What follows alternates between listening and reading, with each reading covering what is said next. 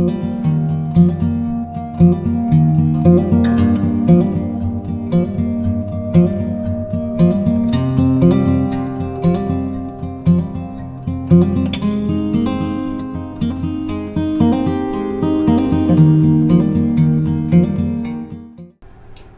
and welcome to Tarot with Tanya. So 7 cards for 7 days, and we're looking at the week Monday, June 2nd to Sunday, June 8th in 2025. And I am so glad you're here. Thank you very much. I really appreciate that. And welcome if you are new, welcome back if you have been here before. And I will talk a little bit about the astrology for the week and then the tarot cards. And I'm using the Wildwood deck this week, and then we'll finish with the Tree Keeper's Oracle card.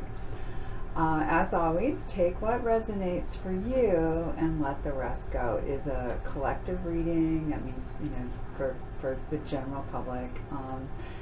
And so some of it might fit, some of it might not, but this is a good way to keep working with your own intuition.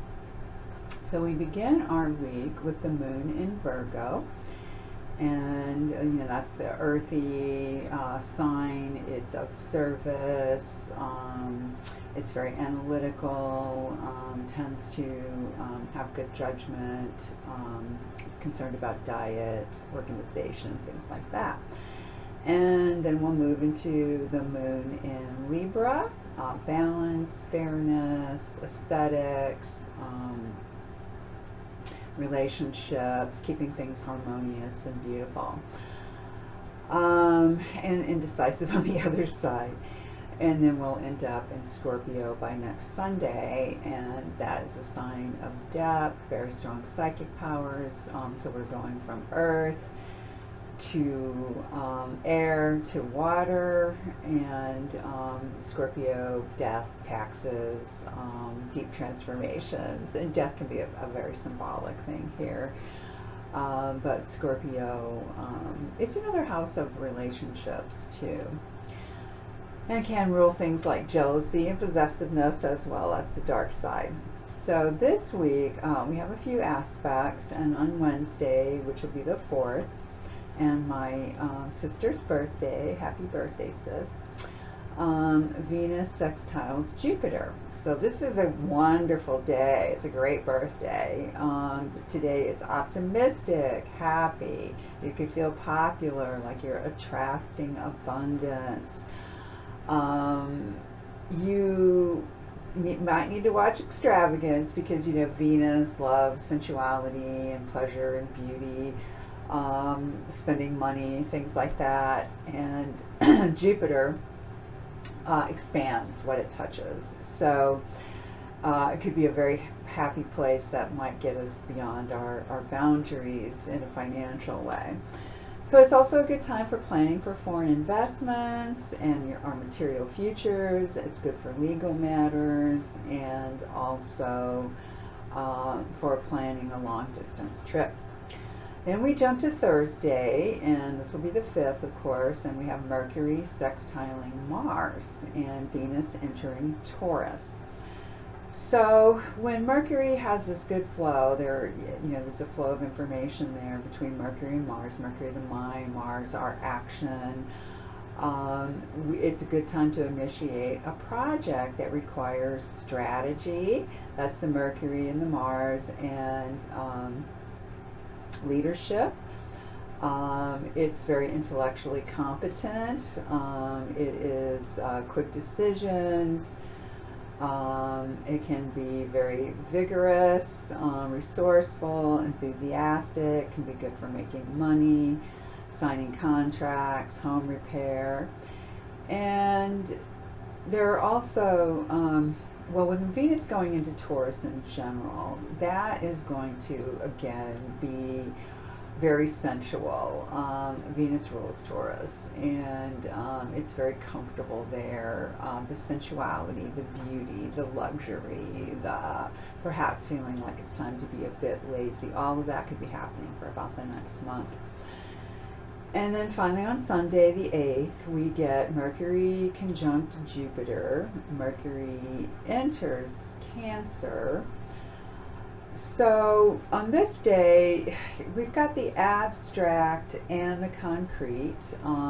We've got the an energy that's good for study, for communication, ideas flowing easily, because this is the Mercury, the thoughts, the mind, the ideas, and again with Jupiter expanding that, making it better, bigger. That's where all that communication and ideas flowing comes from. It can be feel very optimistic and confident. It can be good for travel, trip planning again.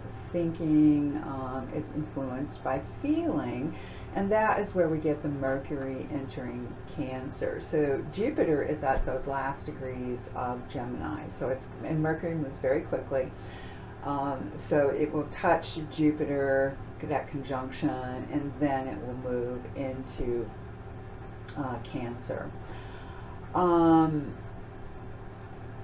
So though, when that happens, it's going to put more focus on home. We might feel more sensitive. We might have more thoughts about what we want to do at home with family, things like that.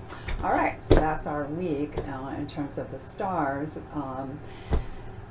In terms of the cards, we have a mixture, a lot of people this week. We have, well, I guess 3. It feels like a lot. And we have some stones, which is earth. We have some vessels, which is water. Arrows, which is air. And we don't have any fire this week, and just one major. So what does that all mean? Well, we start with this 6 of stones. So earth energy, normally would be, like discs or pentacles, here stones. And with this card, there is kind of a history of thought around it, that it is someone who has a lot and can be lording it over others a little bit in terms of how that is shared. Here you have what looks like perhaps a grandfather and granddaughter, or father and daughter maybe. You've got all these hives, so they're looking a bit in rough shape. And it almost seems like they have begging bowls, and you see a fire in the background. So it gives you a sense of scarcity, even though it is abundance in a way as well. So is it exploitation? And it could be that, collectively we might feel some of that. We might feel some of that personally. And, the lighter side of that would be that it could feel like, okay, here's some good material substance in my life. We stay with the stones on Tuesday, and this is the first of the people cards, or the royal cards, and it's the king rather. And here it is obviously a wolf howling at that full moon in a snowy landscape. So sometimes this can be considered the slow king, because the earth energy moves very slowly. It's not like the air or the fire. Not fluid like the water, but very grounded, can be slow, can be materialistic, or just, earthy, grounded, stable. So look for that kind of energy. And, we are in the time of patriarchy and oligarchy, so it could be something about that as well. We stay with the royals or the peoples on Wednesday, and this time we get the Queen of Vessels. So this would be water, so it's a double feminine.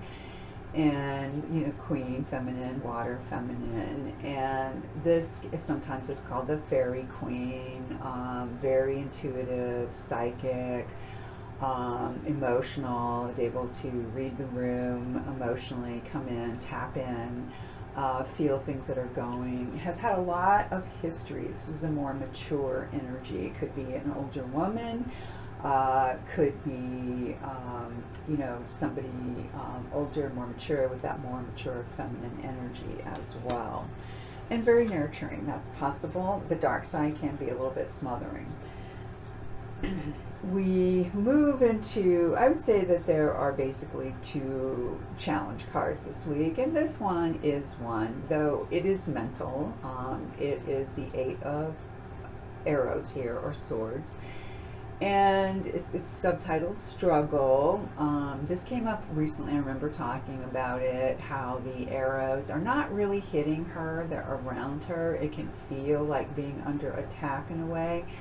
But the strong message for me in this card is it's mental. We're not really trapped. It can feel that way, like we're in this lonely landscape. But she does have a good coat on. She does have a lantern. She can move through this.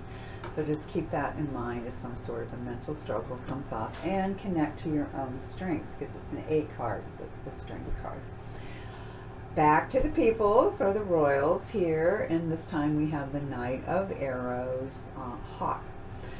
And this one, it's going to be mental again, just like the 8 of Arrows. So it's in the mind. It's a very swift energy. It can make decisions quite quickly, and which can be very helpful. It can also be too quickly and have a severing kind of quality. So it can be like it blows in, breaks something up, blows out.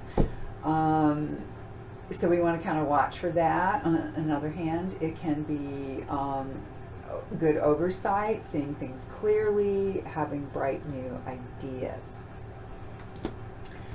All right, and then that was our Friday. When we get to Saturday, we get vessels again, our water energy, and this time the 9, and this one is subtitled Generosity.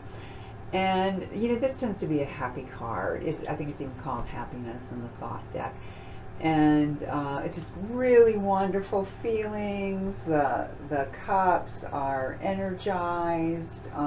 It's interesting to me here too, because it doesn't really look like water flowing, which you'll see in many depictions, many decks for this card. It looks more like energy, and it's this golden, warm, flowing energy in a very centered person, very connected to that big bowl, that vessel in the lap, and it's good feelings. Can be too many good feelings, or feeling a little overwhelmed on the other darker side of that. And finally, we come to our Sunday, and we have the Guardian. Now, in most decks, this would be called the Devil. So here it is a bear skeleton. I mean, obviously, humans and bears, there's some resemblance when they stand up straight, but we have a bear guarding this entrance. And, obviously there's, the flesh is long departed, but that spirit is still there. And to me, that, like right now, it's coming to me like, go within, see what you might be guarding. What could be an old hurt that needs to surface, something that you might feel bad about, feel bedeviled by. So that would be sort of the darker side. Or again, it's a general reading. It could be in the collective, and we're like, oh wow, that's some dark stuff. Some things could get revealed on Sunday. Another way this card can play out is in having fun, laughing. A good sense of humor, more like Pan, the Greek god who loved music, who loved to play, ran around on the mountains, had a good time. All right, so overall, again, we just have the 1 major for the week, so that usually indicates that something new is coming in, some kind of new energy. So there's grounding at the beginning, there's some emotional, a lot of feelings by Wednesday, maybe some struggle on Thursday mentally, kind of getting clarity on Friday with that, feeling better with it all by Saturday, and then Sunday, maybe some news, maybe some insight about more healing. Either, and that's the Devil card I'm talking about, so the Guardian, either healing personally or collectively. And now we will end with our Oracle card, and we have the Keeper of Surrender, number 11. During autumn, trees show us how beautiful it is to let go. The cessation of chlorophyll causes the trees to burst into true color as they release their leaves. Surrender isn't defeat. It's the sacred pause that allows us to use all our senses to receive a new vision. And that fits with the cards this week too. Coming to that new place. Cease all striving, stop the endless cycles of productivity, abolish your white knuckle resiliency, lay your spine along the earth's solid ground and feel the support waiting for you there. Align your spine along the length of your favorite tree and feel the solidity of bark, the warmth of sap, and the hum of tree song. If you're here in the northern hemisphere, this is the time of year for that. There are times when effort only creates futility and extends suffering. I've had those moments, right? Where it's better to stop, pause, let things settle a bit, get a bit of perspective. So this is one of them. Something new wants to communicate with you and is awaiting your presence in this moment. And I'm thinking working with that Guardian or Devil card is a way to release some of that, either a collective anger or a personal one.